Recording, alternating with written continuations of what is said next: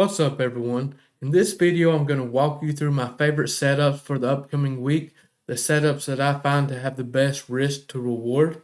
But as always, before we get started, be sure to subscribe to my channel, click that thumbs up button, and click that bell icon so you don't miss out on any of my upcoming videos.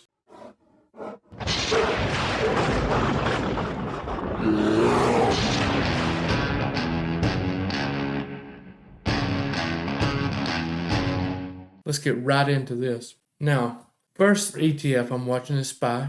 Very popular among day traders. One of our favorite to trade inside Team Bull. I have some simple levels here. I'm not saying I'm not going to take some scalps / day trades throughout the week inside of this zone, but my favorite setups is a bounce around this 390.1 area for calls, probably like 391, 392 calls for this trade. Keep in mind, when I get into a bounce, my first trim is when we push up to the closest indicator.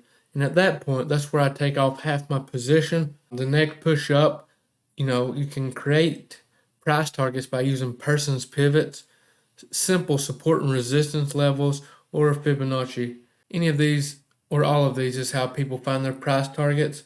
When I'm scalping / day trading, typically my first trim is at my closest indicator, whether it be a bounce or a reject. This is something to keep in mind, kind of help guide your trade. But I'll be looking for a bounce at 390.1 for calls, or if you're trading futures, like ES, you can take this long at this level. I'll keep a stop loss around that 389.4 area on this trade. We have a nice push up to this 411, 410 area. Looks really good to add some puts there. I'll probably go with the 410 puts for this trade. My stop loss will be above 412. I really like this area here. It's been a strong resistance. Again, if you're trading futures, you don't like trading options, you can go short here on the ES. I've had a lot of luck. Let me rephrase it. I've had a lot of success trading ES based off SPY levels. And if you're interested in hearing more about that, I'll leave a video in the description. I think you all will really like that. I'm also watching Tesla, ticker TSLA. Honestly, I like it for early entry above this 185.5 for calls. I think we could see a nice move to the upside if we get good volume in. I'll be watching that to enter long. Keep in mind, this is a breakout trade. I know I say this all the time. You're probably tired of hearing it, but I'm going to continue to say it because I see so many new traders try these breakout trades and they don't know how to manage them and they end up losing money. So just be sure you know how to manage that sort of trade before taking this. Now, what I like to see on a breakout trade for me to enter, I like to watch level 2. If you're not familiar with that, you can come over here, click level 2. So if I'm looking to enter above that 185.5 level, what I want to see these bids get above 185.5, like 185.6, 0.7. And I like to see bid size increase. I don't want to see 1s, 0s, 2s. I want to see, like here, 19s, 17s. And I always watch the level 2 on the stock, not the option. Now, let's take a look at Walmart, ticker WMT, probably my favorite stock to day trade using options. I really like how it respects technicals. News does affect it, but it don't seem like it affects it to the extent it does other stocks. I've heard people refer to Walmart as recession proof, and the options have liquidity.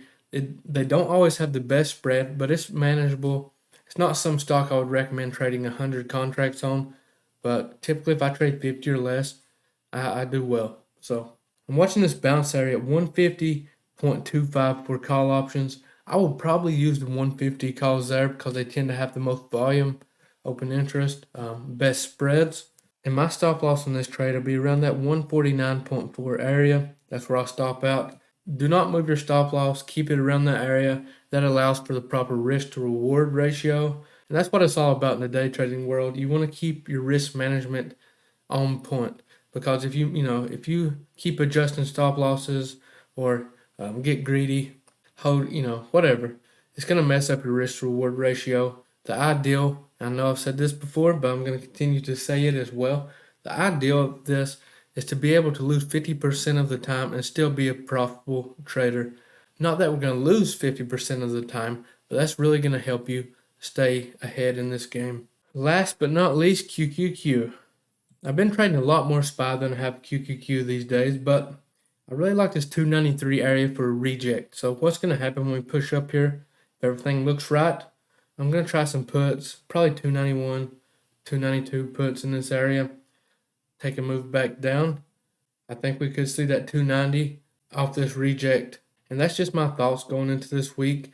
I hope you all are trading inside Team Bull with me. If you're not, would love to have you come join us.